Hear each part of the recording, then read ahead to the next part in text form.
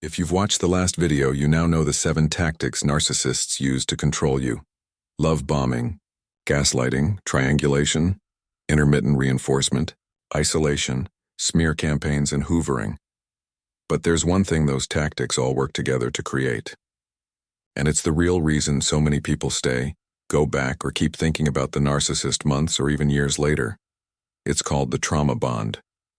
This is not love. This is not maybe they really cared. This is a psychological addiction, created on purpose. Today I'm going to show you exactly how the trauma bond is built, the clear signs you're still trapped in it, and the precise steps that actually break it. Stay until the end, because knowing the tactics is only half the battle. Breaking the bond is the other half. A trauma bond is an intense emotional attachment that forms through cycles of abuse and intermittent kindness. It's the same mechanism that keeps people addicted to gambling or toxic substances. Unpredictable reward plus high emotional intensity equals powerful craving. In the last video, we covered intermittent reinforcement, the warm and cold cycling. That is the engine of the trauma bond. If you want the deepest explanation of how this works, I highly recommend the book, The Betrayal Bond, by Patrick Carnes. It is one of the clearest and most accurate books ever written on this exact subject. Here's how it works in simple terms. First, they flood you with attention and idealization. Love bombing. Your brain releases dopamine and oxytocin. You feel seen, special, alive. Then they suddenly withdraw, criticize, or disappear. Your nervous system goes into panic. Cortisol spikes.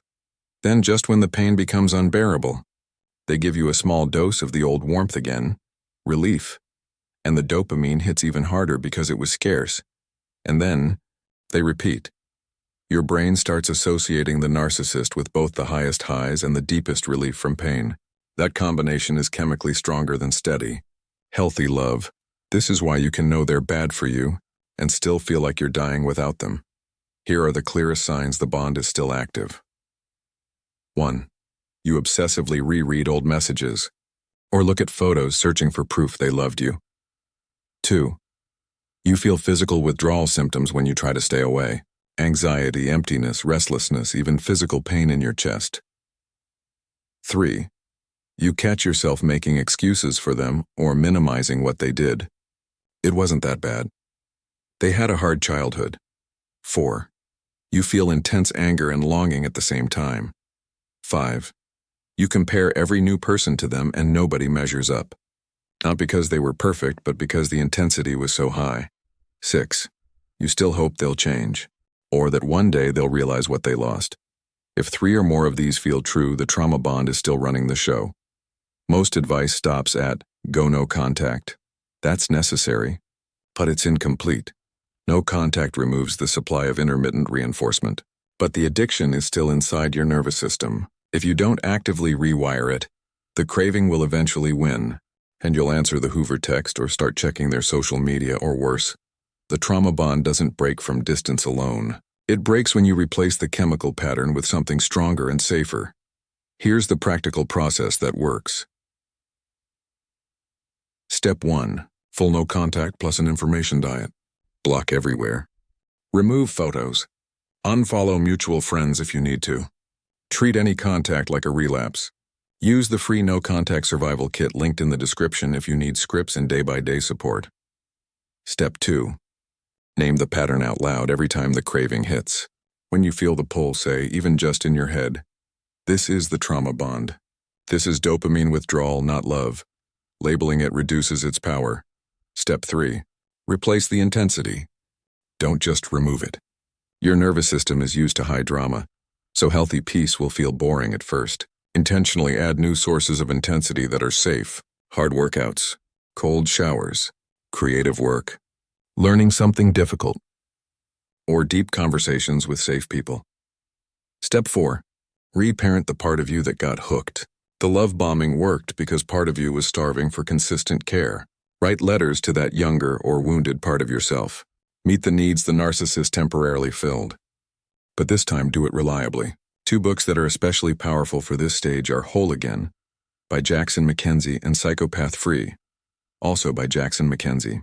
Both walk you through the exact emotional process of detaching from the trauma bond without shame.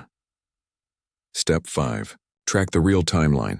Write a factual list of what actually happened, dates and all. Read it every time the fantasy version starts playing in your head. The fantasy is the bond's favorite weapon. Facts are the antidote. Step 6. Expect the grief. Breaking a trauma bond feels like a death. Allow the sadness without turning it into, maybe I should go back. Grief is progress. And if you want a deeper understanding of how trauma lives in the body and the nervous system, The Body Keeps the Score by Bessel van der Kolk is excellent. The 7 tactics from the last video were designed to create this bond. Once you see that, the shame starts to lift. You weren't too sensitive or too weak. You were responding exactly the way a human nervous system is built to respond to intermittent reward and threat. You can break this. Thousands of people have. It takes consistency, more than willpower. If this helped you, watch the previous video on the 7 tactics if you haven't already.